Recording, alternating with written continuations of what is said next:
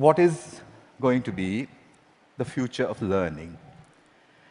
I do have a plan, but in order for me to tell you what that plan is, I need to tell you a little story which kind of sets the stage.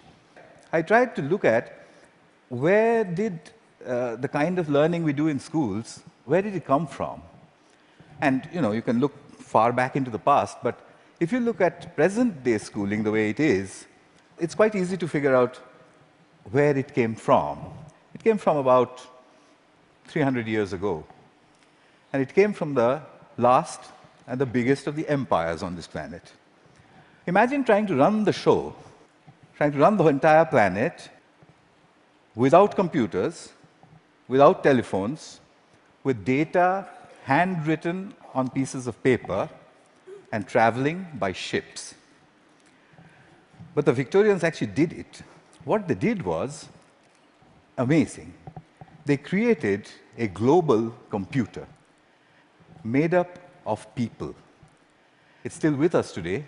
It's called the bureaucratic administrative machine. In order to have that machine running, you need lots and lots of people. They made another machine to produce those people, the school. The schools would produce the people who would then become parts of the bureaucratic administrative machine.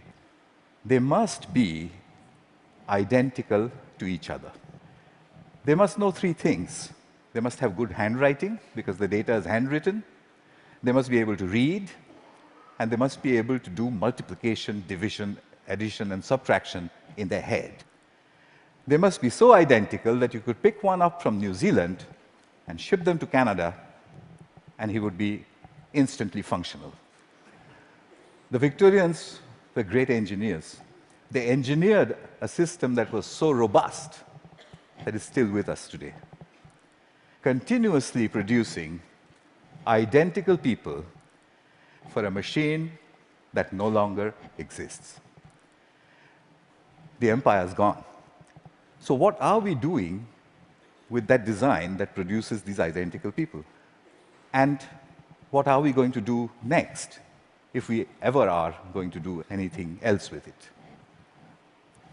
So that's a pretty strong comment there. I said schools as we know them now, they're obsolete. I'm not saying they're broken. It's quite fashionable to say that the education system is broken. It's not broken. It's wonderfully constructed. It's just that we don't need it anymore. It's outdated. What's the kind of jobs that we have today? Well, the clerks are the computers. They're there in thousands in every office. And you have people who guide those computers to do their clerical jobs. Those people don't need to be able to write beautifully by hand. They don't need to be able to multiply numbers in their heads. They do need to be able to read. In fact, they need to be able to read discerningly. Well, that's today. But we don't even know what the jobs of the future are going to look like. We know that people will work from wherever they want, whenever they want, in whatever way they want. How is present-day schooling going to prepare them for that world? Well, I bumped into this whole thing completely by accident. I used to teach people how to write computer programs in New Delhi 14 years ago. And right next to where I used to work, there was a slum. And I used to think, how on earth are those kids ever going to learn to write computer programs? Or should they not? At the same time, we also had lots of parents, rich people, who had computers, and who used to tell me, my son, I think he's gifted, because he does wonderful things with computers. And my daughter, oh, surely she's extra intelligent, and so on. So I suddenly figured that how come all the rich people are having these extraordinarily gifted children? What did the poor do wrong? I made a hole in the boundary wall of the slum next to my office, and I stuck a computer inside it just to see what would happen if I gave a computer to children who never would have one, didn't know any English, didn't know what the internet was. The children came running in. It was 3 feet off the ground, and they said, "What is this?" And I said, "Yeah, but it's, I don't know." So they said, "Why have you put it there?" I said, "Just like that." And they said, "Can we touch it?" I said, "If you wish to." And I went away. About 8 hours later, we found them browsing and teaching each other how to browse. So I said, "But that's impossible. Because, how is it possible? They don't know anything." My colleagues said, "No, it's a simple solution. One of your students must have been passing by, showed them how to use the mouse." So I said, "Yeah, that's possible." So I repeated the experiment. I went 300 miles out of Delhi into a really remote village where the chances of a passing software development engineer was very little. I repeated the experiment there. There was no place to stay, so I stuck my computer in, I went away, came back after a couple of months, found kids playing games on it. When they saw me, they said, "We want a faster processor and a better mouse." So I said, "How on earth do you know all this?" And they said something very interesting to me. In an irritated voice, they said, "You've given us a machine that works only in English, so we had to teach ourselves English in order to use it." That's the first time as a teacher that I heard the word "teach ourselves" said so casually. Here's a short glimpse from those years. That's the first day at the Hole in the Wall. On your right is an 8-year-old. To his left is his student. She is 6, and he's teaching her how to browse. Then on to other parts of the country. I repeated this over and over again, getting exactly the same results everywhere.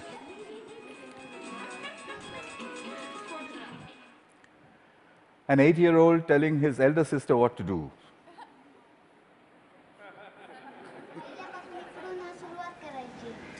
And finally, a girl explaining in Marathi what it is, and said, "There's a processor inside." So I started publishing. I published everywhere. I wrote down and measured everything, and I said, in 9 months, a group of children left alone with a computer in any language would reach the same standard as an office secretary in the West. I'd seen it happen over and over and over again. But I was curious to know what else would they do if they could do this much. I started experimenting with other subjects. Among them, for example, pronunciation. There's one community of children in southern India whose English pronunciation was really bad. And they needed good pronunciation because that would improve their jobs. I gave them a speech-to-text engine in a computer. And I said, "Keep talking into it until it types what you say." Okay. They did that, and watched a little bit of this. Nice to meet you. Nice to meet you. The reason I end it with that, the face of this young lady over there is because I suspect many of you know her. She's now joined a call center in Hyderabad and may have tortured you about your credit card bills. in a very clear English accent. So then people said, "Well, how far will it go? Where does it stop?" I decided I would destroy my own argument by creating an absurd proposition. I made a hypothesis, a ridiculous hypothesis. Tamil is a South Indian language, and I said, can Tamil-speaking children in a South Indian village learn the biotechnology of DNA replication in English from a street-side computer? And I said, I'll measure them, they'll get a 0. I'll spend a couple of months, I'll leave it for a couple of months, I'll go back, they'll get another 0. I'll go back to the lab and say, we need teachers. I found a village, it was called Kali Kuppam in southern India. I put in hole-in-the-wall computers there, downloaded all kinds of stuff from the internet about DNA replication, most of which I didn't understand. The children came rushing and said, what's all this? So I said, it's very topical, very important. It's all in English. So they said, how can we understand such big English words and diagrams and chemistry? So by now, I had developed a new pedagogical method, so I applied that. I said, I haven't the foggiest idea. and anyway, I'm going away. So I left them for a couple of months. They'd got a 0. I gave them a test. I came back after 2 months, and the children trooped in and said, we've understood nothing. So I said, well, I mean, what did I expect? So I said, okay, but how long did it take you before you decided that you can't understand anything? So they said, we haven't given up. We look at it every single day. So I said, what? You don't understand these screens, and you keep staring at it for 2 months. What for? So a little girl, who you'll see just now, she raised her hand, and she says to me in broken Tamil and English, she said, well, apart from the fact that improper replication of the DNA molecule causes disease, we haven't understood anything else.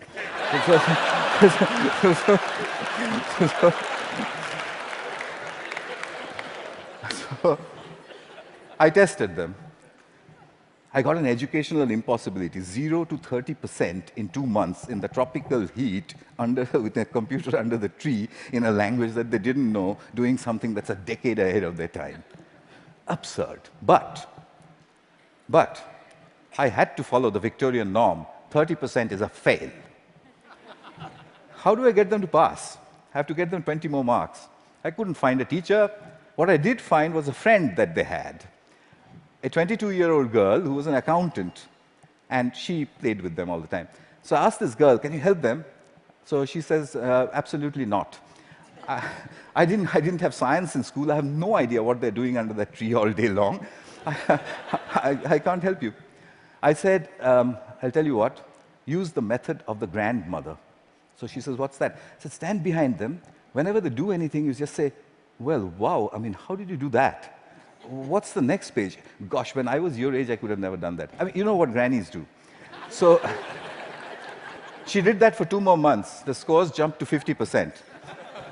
Kalikuppam had caught up with my control school in New Delhi, a rich private school with a trained biotechnology teacher. When I saw that graph, I knew there is a way to level the playing field. Here's Kalikuppam. Neuron cell death and communication. Neuron. I got the camera angle wrong in that one is just amateur stuff, but what she was saying, as you could make out, was about neurons, but her hands were like that, and she was saying neurons communicate. At 12. So, what are jobs going to be like? Well, we know what they're like today. What's learning going to be like? We know what it's like today, children poring over with their mobile phones on the one hand, and then reluctantly going to school to pick up their books with the other hand. What will it be tomorrow? Could it be that we don't need to go to school at all? Could it be that at the point in time when you need to know something, you can find out in 2 minutes? Could it be a devastating question, a question that was framed for me by Nicholas Negroponte? Could it be that we are heading towards, or maybe in, a future when knowing is obsolete? But that's terrible. We are Homo sapiens. Knowing, that's what distinguishes us from the apes. But look at it this way.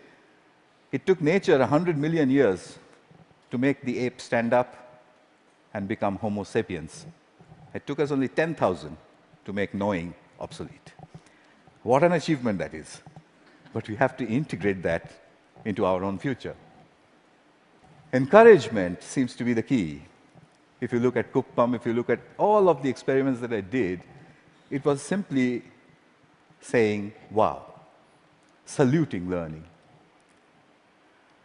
There is evidence from neuroscience.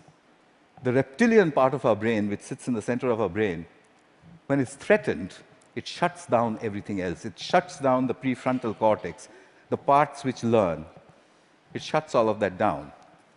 Punishment and examinations are seen as threats. We take our children, we make them shut their brains down, and then we say, perform. Why did they create a system like that? Because it was needed. There was an age, in the age of empires, when you needed those people who can survive under threat.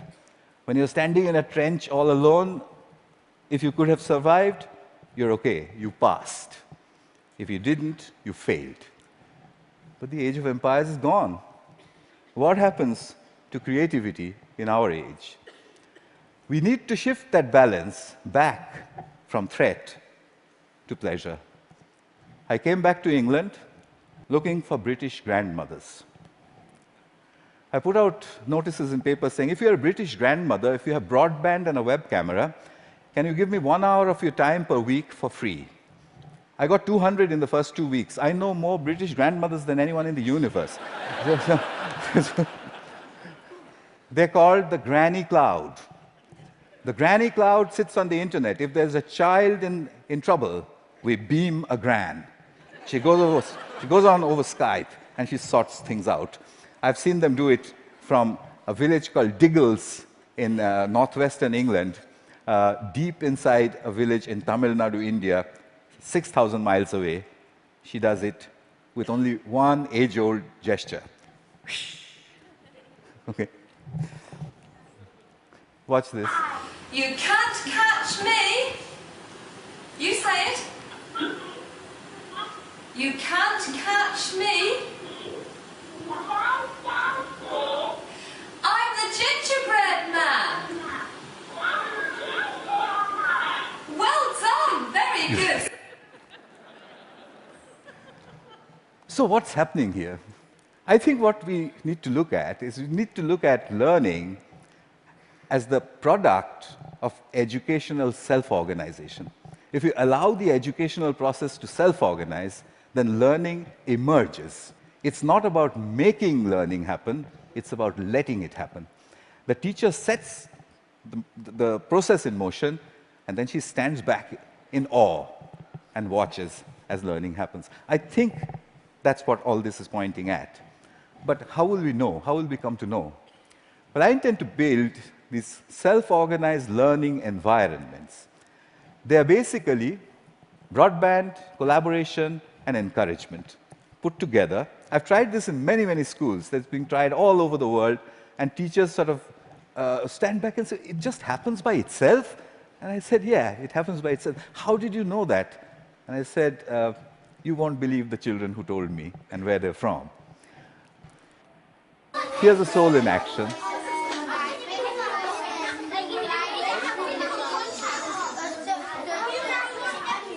This one is in England.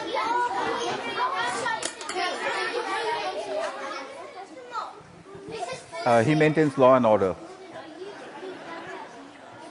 Because remember, there's no teacher around.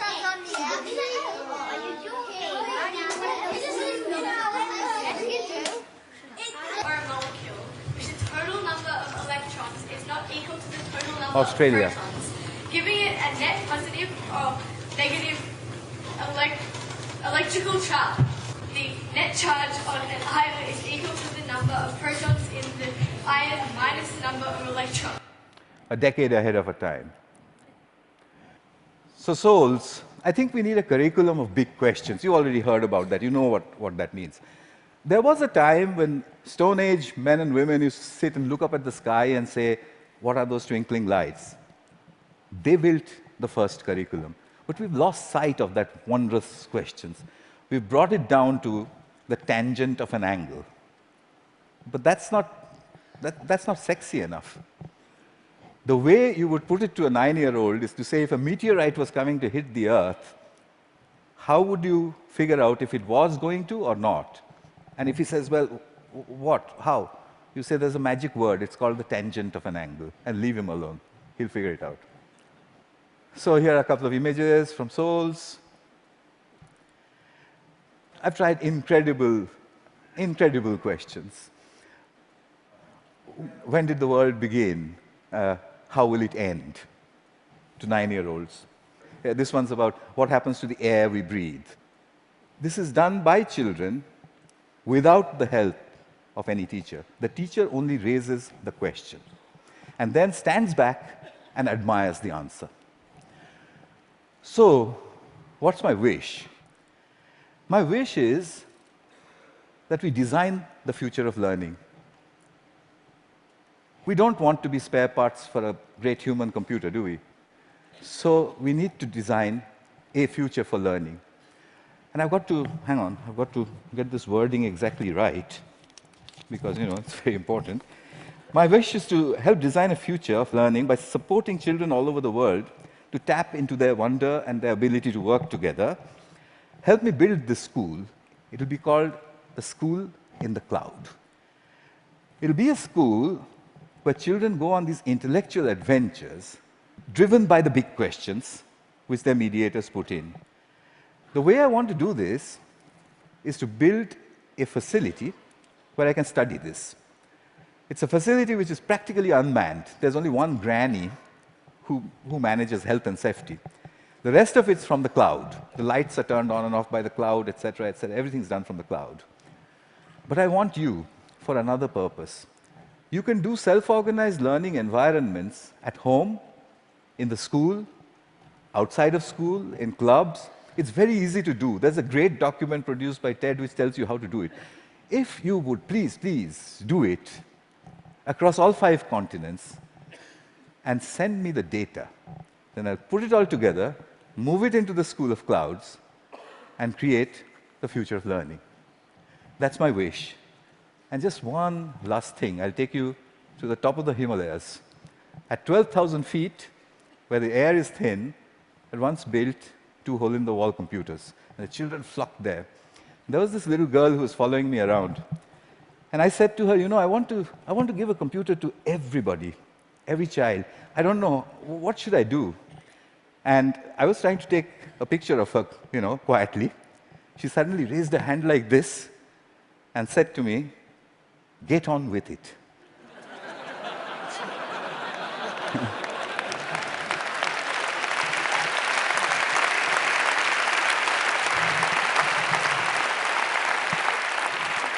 I think it was good advice. I'll follow her advice. I'll stop talking. Thank you. Thank you very much.